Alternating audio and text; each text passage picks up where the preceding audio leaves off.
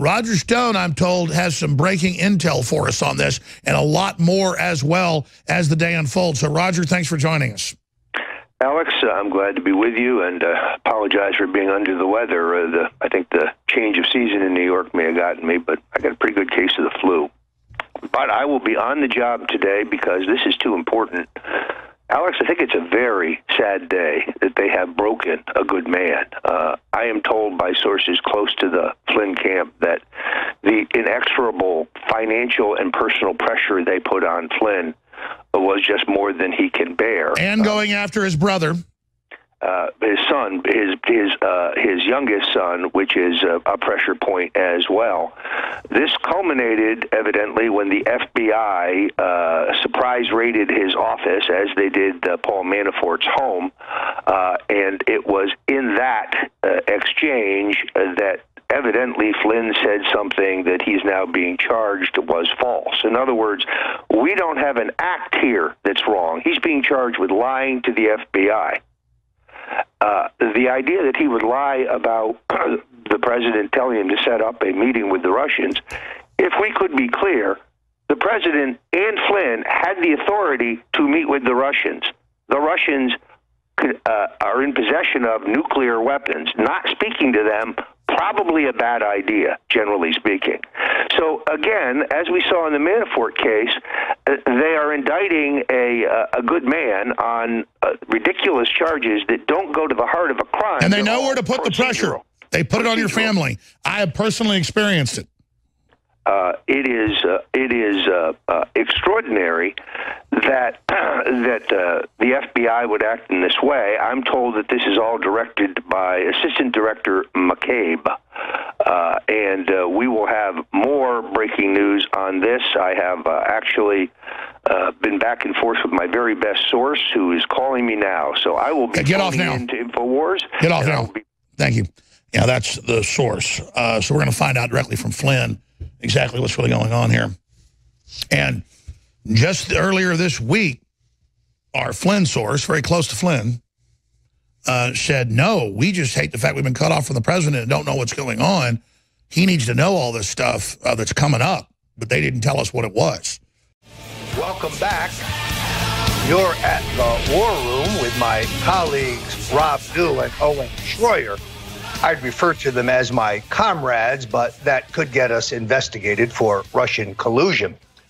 Stunning news today, covered on the Alex Jones show earlier today, in the guilty plea by former Trump National Security Advisor Michael Flynn.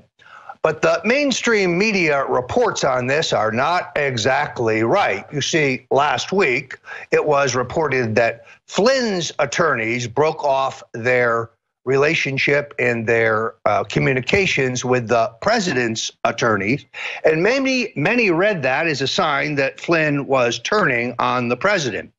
We can now exclusively report that it was exactly the other way around, that the president's attorneys broke off their communications with the Flynn camp.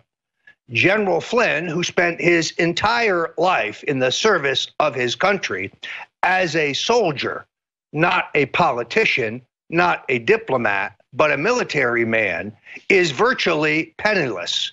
He never built any wealth while serving his country, unlike so many in the Obama administration. And therefore, the intense financial pressure and the threat of going after one of the general's sons has brought this great and patriotic American to his knees.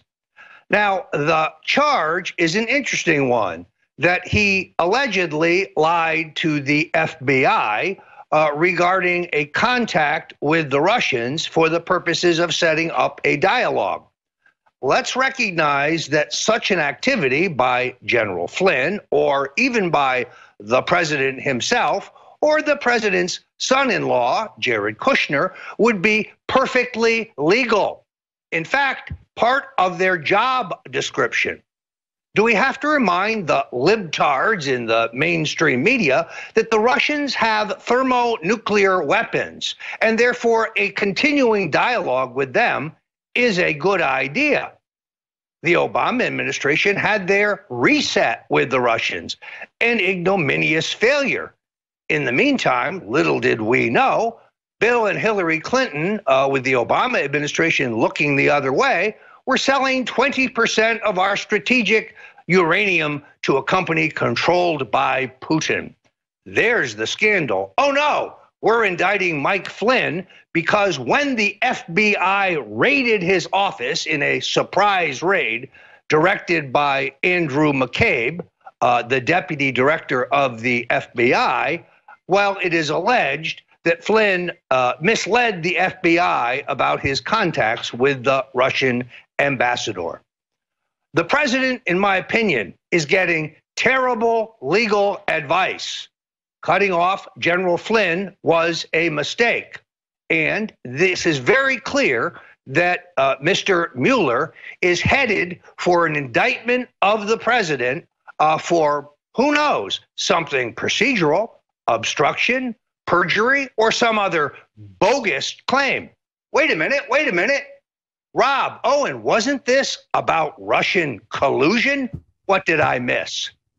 Well, that's what they always want to say, is that it's about Russian collusion. And then when they start investigating, they go, well, no, we have no Russian collusion, so we got to make something up. We got to find something. And, oh, Flynn didn't say, he gave us the wrong date. Who knows what they're going to say Flynn really lied about? It could have been a wrong date. It could have been who he met with. It could have been anything, but it's not.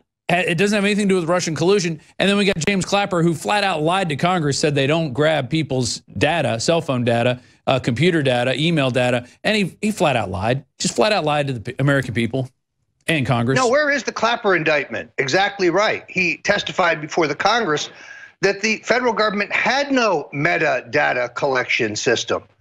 And that was proven to be false when Edward Snowden came forward. Funny how there's a different standard for the Trump officials than there were for the Obama administrations. And then there is the sleazy role of former CIA Director James Woolsey in all of this.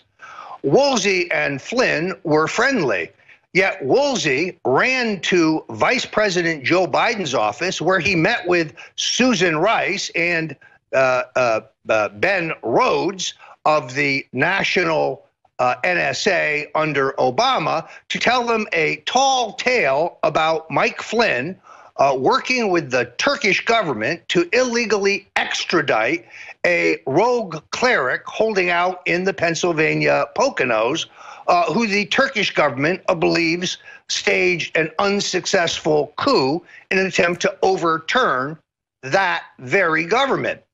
Woolsey is bearing false witness against Flynn. Flynn's associates assure me in the strongest possible terms that he was never a party to any discussion to illegally kidnap and extradite anyone. But Woolsey was. Woolsey and his exceedingly greedy young wife are driving a false narrative, upset that the Turks engaged Mike Flynn in what is a perfectly legal representation, and now smearing him, saying that Flynn was working on a plot to kidnap and extradite an enemy of the Turkish government. Woolsey's role in all of this was first brought to light by InfoWars. No other media outlet in the country has brought you the detail of this deep stater's act of subversion and the okey doke he is performing on General Flynn, a great but beleaguered American. That's right, Roger. And I just love the double standard that is happening right now. I was scanning through my tweets while I was listening to you, and someone showed me the picture of Flynn agreeing to plead guilty. And yes, nobody's denying he pleaded guilty to anything, but what is he guilty of right now? He pleaded guilty to lying to the FBI. That's all he pleaded guilty to. He didn't plead guilty to Russian collusion, which I don't even think is a crime. He didn't plead guilty to being a spy. And it probably doesn't even have to do with Russia. It looks like it has to do with instances of him talking with Turkish officials. That's what it looks like. Yeah, isn't it interesting? This fits a pattern. They indict Paul Manafort for things that are completely unrelated to the Trump campaign or Russia. They indict his associate, Rick Gates, similarly. They try to elevate this guy, Papadopoulos, who is not a member of the Trump senior staff, who has no authority in the Trump campaign, who is a member of a 100-member foreign policy volunteer advisory committee, who has one session with the president, but they try to dress him up as a Trump foreign policy advisor. He sends a bunch of inane emails saying, oh, we should meet with the Russians. Paul Manafort specifically says in an email, this is a bad idea. Cut this guy off, close this committee. We're not doing anything of the kind. Mueller has that email. You won't read about it anywhere, of course. This is all a propped up effort to get the president of the United States. That said, the president is receiving terrible legal advice. If his lawyers told him to cut off General Flynn, he has made an egregious error. I pray that our president understands that he is the ultimate target of this misguided smear campaign to bring him down on some bogus charge like perjury or obstruction when there is no underlying crime. Communications with the Russians by the president or his national security advisor or his son-in-law who serves on the White House staff is perfectly legal, indeed appropriate. Rob, totally it's agree. almost hard to know where to start on this. I mean, the phone is just blowing up with reporters, but none of them seem to understand the falseness of this entire approach. No, they want to go after you. Like I read the email that we got yesterday from some New York Daily News writer who was concerned about videos on YouTube. Not concerned about anything else, and not issues of substance. And it turned out to be fake too. It was just a big fake news. It's just a fake news factory coming out from the mainstream media. So we'll have more about that on the other side of this break. This is Roger Stone. You're watching The War Room. Welcome back. That says it all, doesn't it? The giant nothing burger. The mainstream media looks the other way. Joining me now in the new New York Bureau of InfoWars is Tyler Nixon, California attorney, published author, libertarian activist, and longtime tracker of the deep state. Tyler's done an analysis on Robert Mueller and his conflicts, and he's going to fill us in now. Tyler, sure. Welcome to InfoWars. Good to be with you all. Robert Mueller is a member of the bar, obviously in probably in numerous states, but the bottom line is this. You have attorneys cannot take cases in which there is an appearance of a conflict of interest. It doesn't matter whether you can resolve the conflict of interest or even get the party's consent, which in this case you can't because one of the parties is a potential prosecution subject. So in this case, you would have Mueller, who really should have recused himself. He should never have taken this appointment in the first place because there is a huge appearance of impropriety. His connections to the FBI, his work as a government attorney prior to this, his work under the Bush administration as well as Clinton's, all of that is relevant to, I think, the analysis of whether he could objectively pursue an investigation against a president in such a partisan environment, no less. It really is a shame that he has ultimately tainted it. But unfortunately, what we have is a lot of the deep state protectionists sandbagging Mueller's appointment. Lindsey Graham on Today talking about Mueller's doing his job. And that's not helping matters because it really reinforces the fact that you can neglect and ignore what are real conflicts of interest, what are obviously, Mueller's investigation reflects that he does have an agenda. He clearly does have a bias. He is going after the lowest. It's not even hanging fruit. I mean, it's literally on the ground scattered, the type of stuff he's getting into in this investigation. And he's chasing down effectively ghosts and shadows in order to justify the multi-million dollars he spent in putting together this Hillary donation crew that he's got running out of Northern Virginia there. Robert Mueller should be frankly not charged, but he should be brought up for disciplinary review with whatever state bar he is a member of, which I'm looking into as well. Because the bottom line is when he actually took this appointment, they did a what's called a conflicts check with his firm at the time, which is Wilmer Hale. Now, they found out, of course, that the Trump family members are clients of Wilmer Hale, and they said, well, that doesn't matter, and he passed this review. Who cares what Robert Mueller did as a rainmaking attorney, post-government attorney. What matters is his 30 years as a government attorney, as a head of the FBI, as a U.S. attorney. Those connections are what matter. Those are the conflicts of interest that should have been vetted and reviewed. But we're supposed to just take the word of Rod Rosenstein and whoever else, supports Mueller and his crusade, his jihad.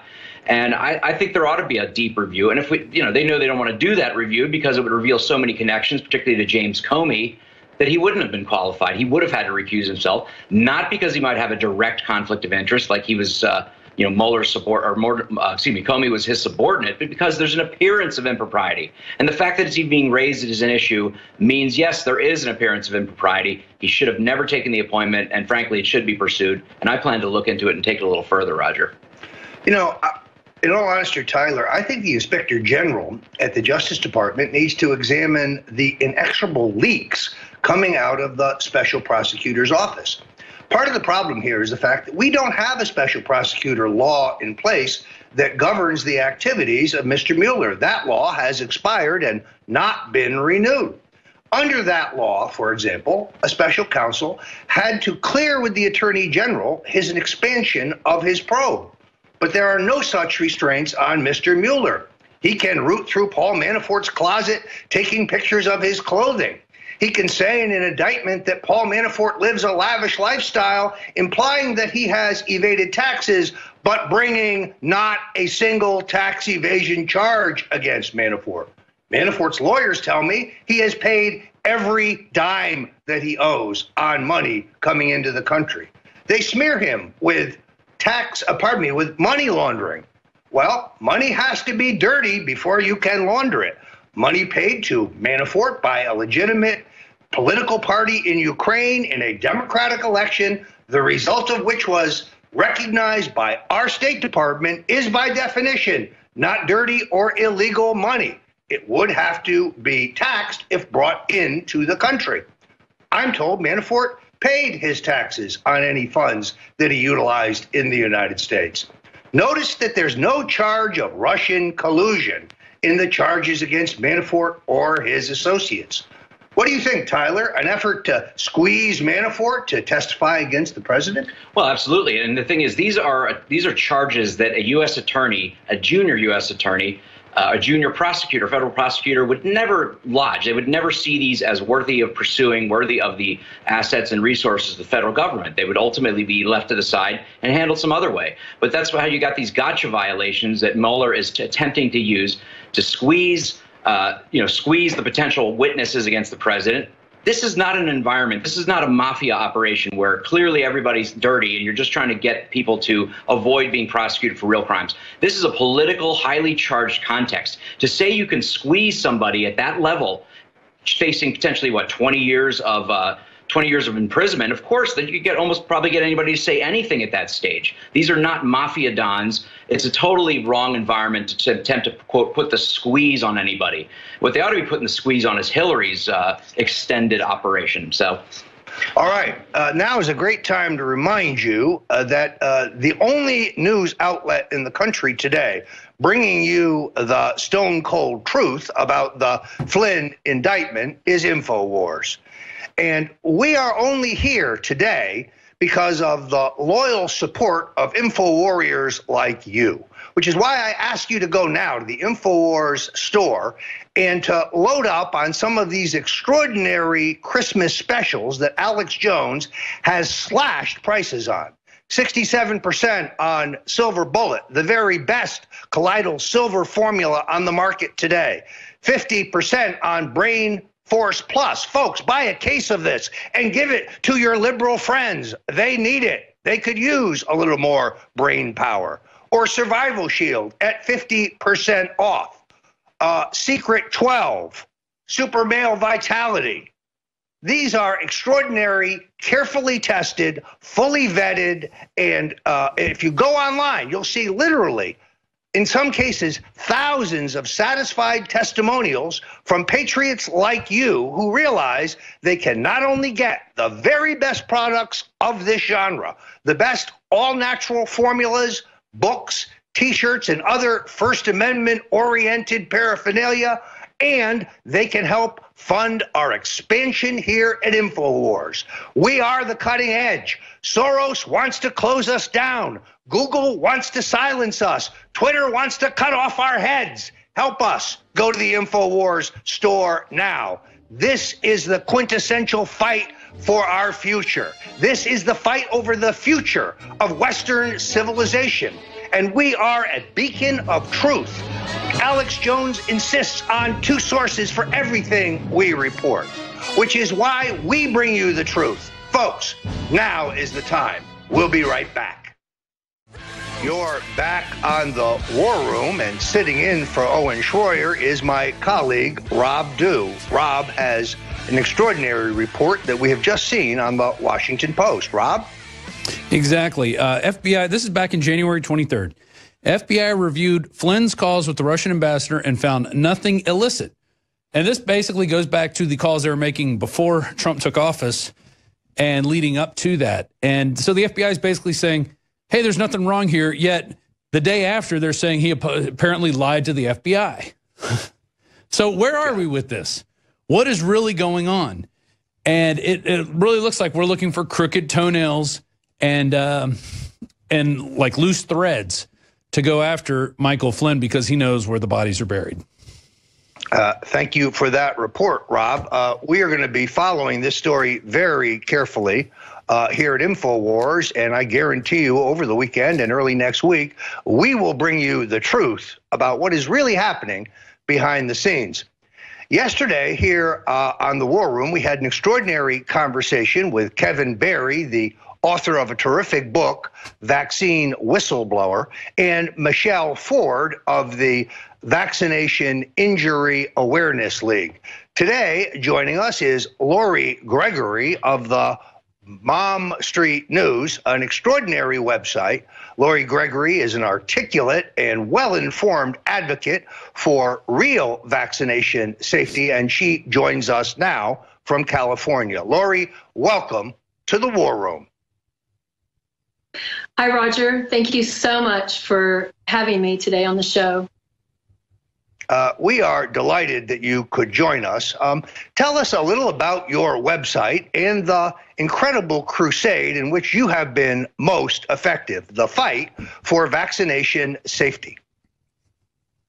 Well, interestingly enough, I started the Mom Street Journal about 9 years ago, and originally it was meant to be a platform for natural health and natural remedies. And in February of 2015, the site took a political turn because of the introduction of SB 277 in California, which is the mandatory vaccine bill, which is now a law. Now, yesterday, Kevin Barry outlined for us massive contributions from Big Pharma to the California Democratic Party, which miraculously, coincidentally, incredibly, happened just before the passage of that draconian law, which essentially says you can't send your children to a public school unless they've been vaccinated as the government demands. This looks to me like a real issue for some kind of special prosecutor. But then you live in California, home state of Congressman Adam Schiff, who has sponsored a sense of the Congress resolution that literally declared that no U.S. citizen has ever been damaged by vaccinations, and the government has never paid out a single farthing, not even a penny, to those who have brought claims. This boggles the mind. This is like sponsoring a resolution in the Congress that says the Holocaust never happened. There was no World War II. It's extraordinary that this career politician is so craven, so desperate for big pharma contributions that he denies the reality you see on your screen today. Lori, lay it on us. What's the truth about vaccination injuries? It's really horrific, Roger, and I'll tell you, we actually left California about 3 months ago because we just couldn't take the politics anymore. As parents, my husband and I were horrified to see multiple egregious bills and legislation that were being introduced and being converted into law in California. SB 277 is the most egregious, but there are others that are systemically stripping away parental rights. And I'll tell you, SB 277 is even worse than what you just described.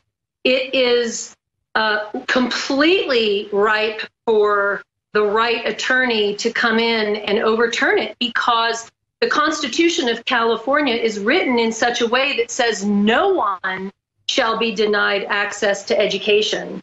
And you can actually be HIV positive, you can be hepatitis B positive, and still attend school. But if you don't get 22 vaccines by the age of 5, you are denied access to public and private education in the state of California.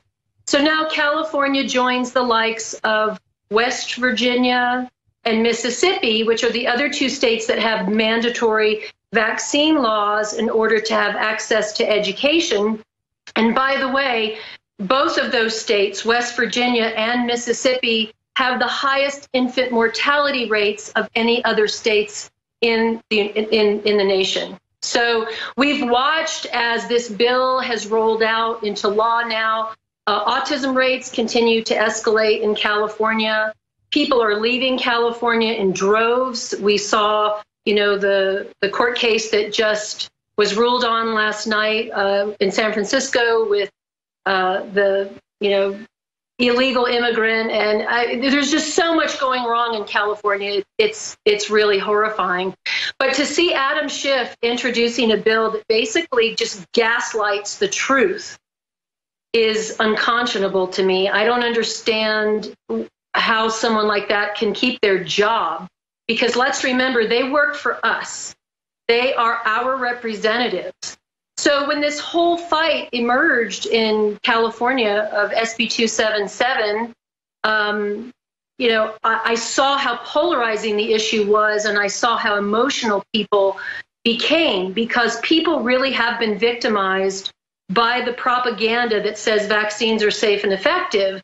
And I started to watch my community be torn apart, literally polarized on each end of the issue, which is why I decided to use my MBA and my business background and my journalism background to start digging and to find numbers, because numbers don't lie and numbers take the emotionality out of it. You cannot deny what you see, on a spreadsheet. And that's when I started to investigate the vaccine court. Tell folks where they can access the Mom Street Journal. I think I mangled that title earlier in the program, but this is a wealth of information, folks, and I have it saved in my bookmarks. But Lori, how can people find you, and how can they follow your terrific work? Well, thank you, Roger. They can go to themomstreetjournal.com. I have everything archived there. I am completely self-funded on a shoestring, and I do this all in my spare time. I'm a mom, I'm a wife, I work. So this is just a way of getting the word out there to other parents who really want to understand the importance of medical freedom and the importance of natural health. I used to work on Wall Street doing investor relations for biotech and pharmaceutical companies, so I know a little bit about the industry from the inside. And what I saw in terms of the profit-driven motives that are behind these global conglomerates was really pretty eye-opening for me.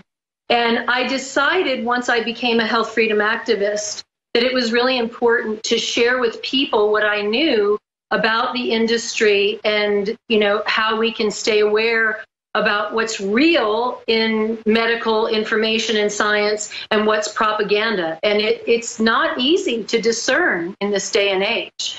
One thing I know for sure, informed consent is being violated, which is part of the Nuremberg Code that was established after World War II, which says that no individual should undergo any kind of medical treatment or procedure without their consent for the risks. That Lori, means Lori, I'm afraid we have to end it there. we're going to ask you to come back, and I urge you to go to the Mom Street Journal. Thanks for joining us. We are back at the War Room here, joining with Roger Stone, myself, Rob Dew, and our guest, Lori Martin Gregory from the Mom Street Journal. Basically a citizen coming out and saying, you know what, we're being lied to, and I've got to do something about it. I can't just stand by and let the government and the medical industrial complex poison myself, my children, and, well, as we know, this stuff carries through our bodies, our grandchildren. So she stood up to the dangers of vaccines, which I've done my own research and gone through my own life story dealing with this stuff. And so it's good to see that she's getting a chance here to talk about this on the War Room. Coming up next hour, we're going to get into this little document here that I've only printed about 30 pages of 277, which is a little annual report of all the claims, basically all the money that the federal government pays out to vaccination victims. Oh, the things that they say are safe and effective? Oh, wow, look at all these. We're going to go over the entrails of this coming up in the next hour. But I do want you to know right now that Roger Stone is getting, I'm not even sure if he wants me to say the guy's name, but he's getting some, I think, a statement from, that would be one, well, I'm not going to say his name, but he might be jumping back in with us. But Lori, are you still there? I am, Rob. Excellent. I want to talk about Senator Richard Pan, since you're talking about Richard Pan right now. Apparently, when he first put out this bill, it was like, oh, it's not about mandatory vaccination. It's not about mandatory vaccination. And your friend Michelle Ford sent me a video last night that basically contradicts that whole lie that he was telling the people of California to get this bill passed. So let's play that video right now, and then we'll get your comments. Now, someone decides still vaccine's not for them, that's fine. You know, that's their decision. We're not telling them they can't have that decision. We're not telling them they can't have that decision. We want these kids to go to school, and we are not taking away the parental rights to be able to make a decision. We want to be sure people have an informed decision. Yeah.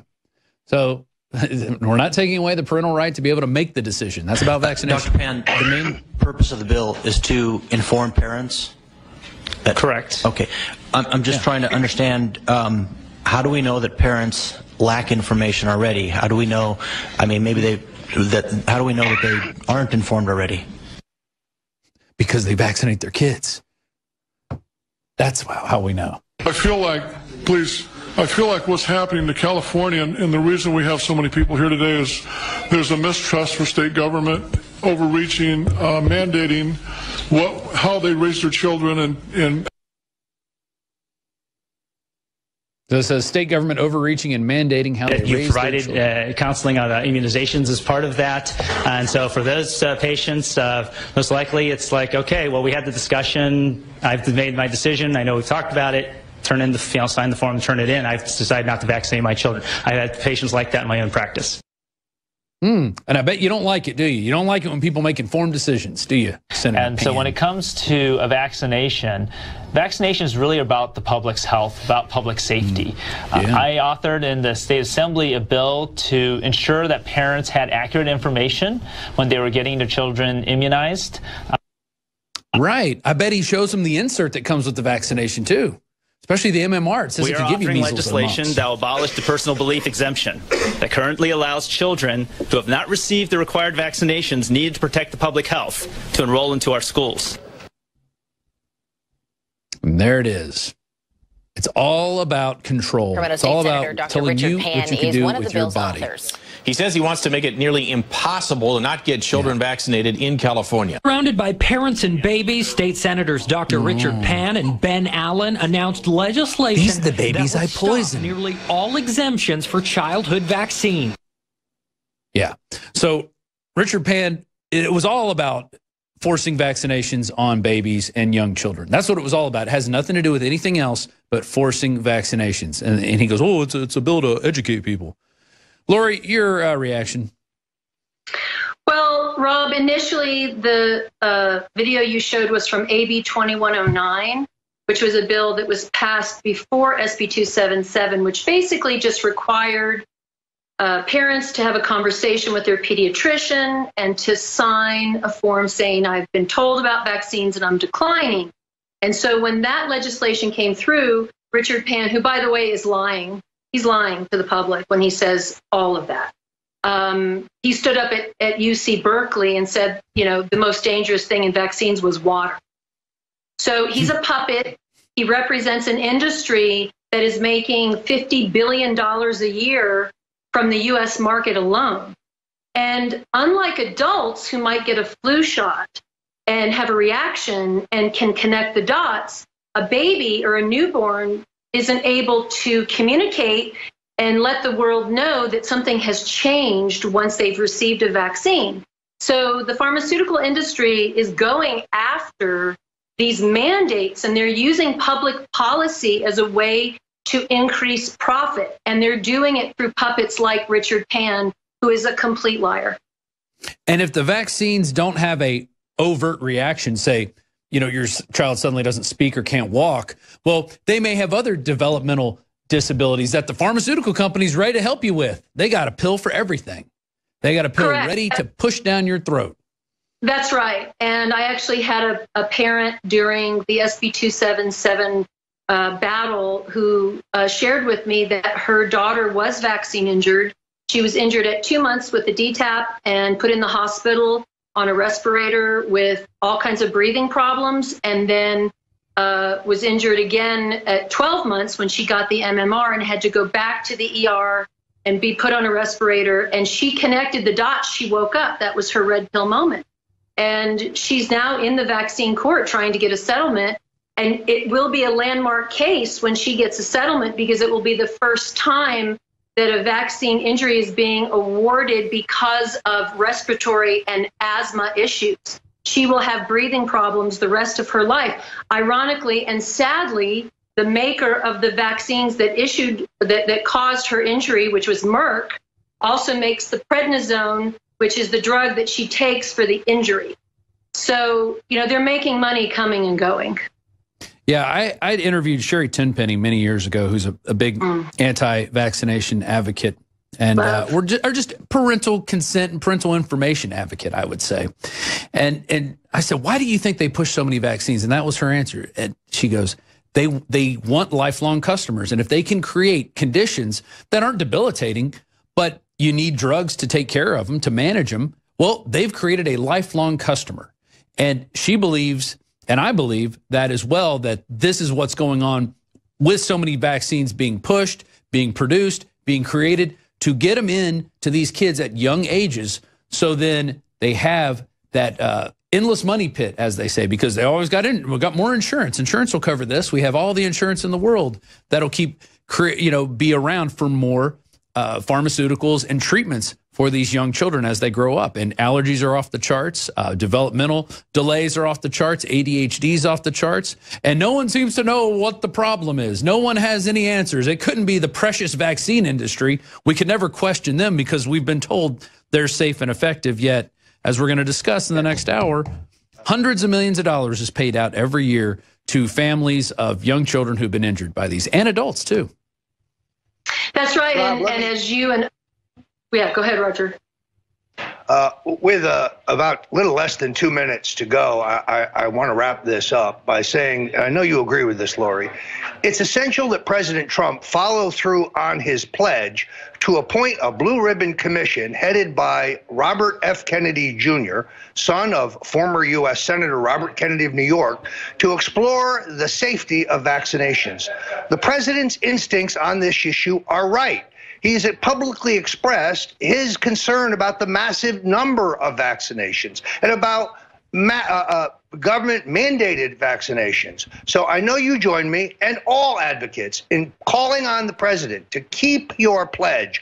Appoint the Kennedy Commission now, and let's get to the bottom of vaccination safety. I want to thank you myself for joining us here. And I again want to commend the Mom Street Journal, thank my colleague Rob Dew for jumping into the breach, and thank you all for coming to the War Room. And folks, for your last minute Christmas shopping, again, I urge you to go to the Infowars.com store, look at the T-shirts, look at the books, look at the outstanding all-natural products that we have there. This is the engine that keeps InfoWars on the cutting edge of the vaccination issue and all the issues. But we can't do it without listener and viewer support. So do your Christmas shopping here at InfoWars. Lori, Rob, thanks for a terrific show, and we'll be back on The War Room.